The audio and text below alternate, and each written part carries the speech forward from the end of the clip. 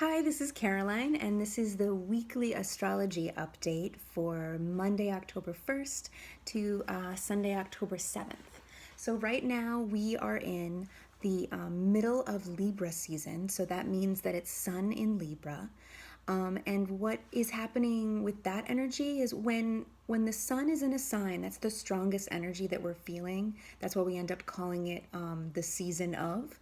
So right now it's Libra season. So what that means is if you are born in September 22nd to October 21st, your sun is in Libra, and that is part of your natal chart. That means that the ego part of you acts like a Libra. And what that means is a Libra is an air sign, so they're very mind oriented, very air. So it's air element, it's very mind. They think a lot, they make decisions with their mind as opposed to a Leo that would do it with their heart because they're a fire sign, or a Capricorn who would be more grounded, more logical. A Libra is logical but very mental, so they're very analytical, like an Aquarius and a Gemini. So Libra is their goal in life is to be balanced. Their symbol is actually the scales. And they are really good diplomats. So if you have a sun in Libra, moon in Libra, a rising in Libra, that's going to be the strongest energies of Libra. I would even say Mars in Libra, you would relate to this as well, that you are, because that's your drive.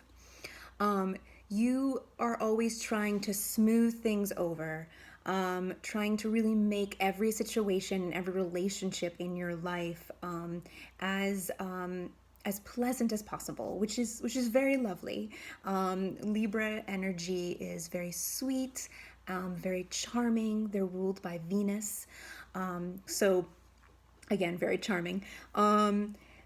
This is really great for someone who is a people person, really good customer service, really good friend, really great about someone who's the person that you go to when you want to feel good about something. Like if I know I'm sensitive and I want someone to read my story and but I'm very worried about it and very sensitive, I would go to a Libra, or someone with a strong Libra placements, so that I would know that they would be very sensitive and gentle in their opinion. If I wanted to know exactly what was wrong or right about my writing, I would go to an Aries or a Taurus. Or even a Capricorn that would be more logical and abrupt with me. But if that's something I know I can't handle, then a Libra's a really great person to go to, which is really lovely. And that's a part of their charm and part of their quality. Literally, their physical appearance, especially if you are rising in Libra, sun in Libra, moon in Libra, is more attractive, symmetrical, than other people because those are your Libra traits. They might even have, especially if you have a Libra moon, have a very sweet, gentle nature about them. They are into beauty, the arts. That's what Venus rules. Yeah, they're very into what is beautiful. They say that because we're in Libra season, you might tend to want to like buy cute things. I thought that was funny and cute. The negative aspect of being too nice, basically, as a Libra energy, is that you guys can get stuck in situations that no longer serve you anymore, which is what I'm always saying during full moons, because you guys are way too sweet and way too nice, and in lots of aspects, and you will sometimes not see what you need, and how a relationship or partnership or situation is not serving you anymore because you're so focused on the other. Now, your opposite side, Aries, does not have this problem because they are very focused on self and being the leader and moving things along, which is a great thing about Aries energy. So you wouldn't find them stuck in a situation that they don't want to be in for very long, but a Libra does. So because that is a big energy right now, we all notice that that's happening with us and with all of us. So I would say this is actually a really good time if you need to have a hard conversation or if there's a conflict you want to smooth over. The Sun in Libra and the Mercury in Libra right now is really going to help you be able to think before you act, really allow yourself to give you that time. How do I say this? What is a diplomatic, politically correct way of approaching the situation, relationship, partnership, conversation, right? So this is a good time for that, especially Mercury being in Libra because it gives that extra Libra energy. Now, we also have Mars in Aquarius still, which I had been mentioning on Facebook. Now, Mars in Aquarius, anytime Mars is in your sun sign, and I would even say your moon sign, because your moon is what controls your emotions. So I would say sun and moon in Aquarius is right now might be a little irritated, a little easier irritated, or easier excitable or irritated because Mars, the guard of war, is in our sign, right? So you might notice you're a little more irritable, and it's been in our sign for a while now. I was really excited for it to come back into Aquarius because it's been helping me feel more motivated, because Mars is also our drive in our chart. And the really big event that's happening this week, astrology-wise, is Venus in Scorpio is going retrograde. And that is starting on Friday, October 5th. Now, anytime a planet goes in retrograde, it's a really good time for us to get introspective, but you'll notice that maybe that area in your life is being noticed more because maybe there are stuff from the past coming up and that kind of thing. Like we all know about Mercury in retrograde. When it goes retrograde, our communication, our transportation, and our our technology tends to get a little haywire because that planet is going retrograde and then affects all those things. So if we take that to Venus going retrograde, Venus covers our love relationships, partnerships in general, relationships, your finances, and also like art and beauty. Now, this being in Scorpio, which is the sign of transformation, a very sexual, intense sign, and death and rebirth, this is a really good time to be introspective about how do I relate to my partner? How do I relate to my finances? So you might find that this is a really great time to go back, maybe really look at your finances, how you spend. Maybe you'll find that your finances are going kind of through a death and rebirth. Maybe they're flourishing, that kind of thing. Or maybe you're just seeing a different way to make money, which is really great. So you'll have this retrograde happening from October 5th to November 15th. And because it's going backwards, the planet, it will actually end up going back into Libra. And then it will eventually go forward again into Scorpio. So we'll get a lot of Venus and Scorpio energy this year.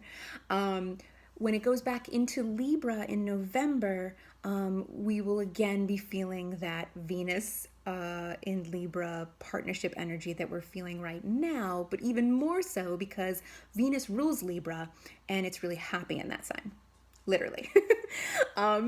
So also, if you are on other social media and watching a lot of astrology social media, you'll be noticing that the big thing people are saying about Venus in retrograde is exes tend to come back, ex-boyfriends, ex-girlfriends come back into your life. Now, This can be very true, but you know what? Like any general astrology thing, we all have our own lives and we all have different things happening in our lives. So it doesn't necessarily mean that like every single person will have physically their ex come back into their life. Now, you might be feeling or reminiscing about a past relationship and maybe how there were patterns that you want to look at, negative and positive, that you might want to continue with or discard in this time period. So it might really just kind of be more mental and emotional and not literally your ex coming back into your life. He or she could, totally possible, and that is kind of whatever your personal journey is. But don't get stuck onto people saying that your ex-boyfriend or girlfriend will definitely come back into your life. It's really kind of just the idea of the Venus, the idea of really looking at how you relate to others, how you relate to your current relationship, and it being in the transformative sign of Scorpio, which is so introspective. You really have that opportunity to really dive in to that deep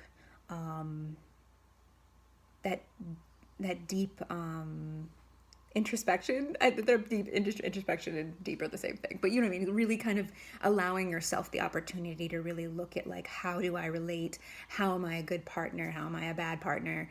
That kind of thing, and really looking at your finances as well. How am I manifesting abundance? What is my relationship to abundance? Literally, is in relationships, in love, in finances, that kind of thing. Interesting enough, the North Node now is in Leo, and as I was saying in my other stuff on Facebook, which you can follow me there, all my follow links are going to be in the description in this box, so you can see my Instagram, you can see my Facebook, you can sign up for my newsletter, all great stuff like that. So look down there. I do a meditation Monday every Mondays, and I'll be sending out a monthly newsletter. So feel free to sign up and look at all the stuff below. Now, but one more thing before I go. So North Node in Leo, I found this really interesting because the North Node is going to be in Leo up until November 6th, which is just a couple of days, like a week before this Venus goes direct in Libra. So really interesting to me that we're going to be shifting our focus from what do I want to North Node in Cancer with how do I nurture, how do I care for myself and others, as well as keeping this South Node energy of Capricorn and being that ambitious CEO energy. So if you have a North Node in Cancer, and a South Node in Capricorn, your life lesson is how do I get everything I want with this great, ambitious, motivating energy that you came in with, and also remember, how can I be a part of the group, part of the ensemble? How can I still be the CEO that remembers that their employees are people and they need health benefits and one-on-one eye contact and all that lovely, loving, gentle leadership qualities. So knowing that you're a leader, but also knowing that you have the responsibility as that great leader to remember how to take care of your people. And that's the energy that we're going to be going into starting November 6th.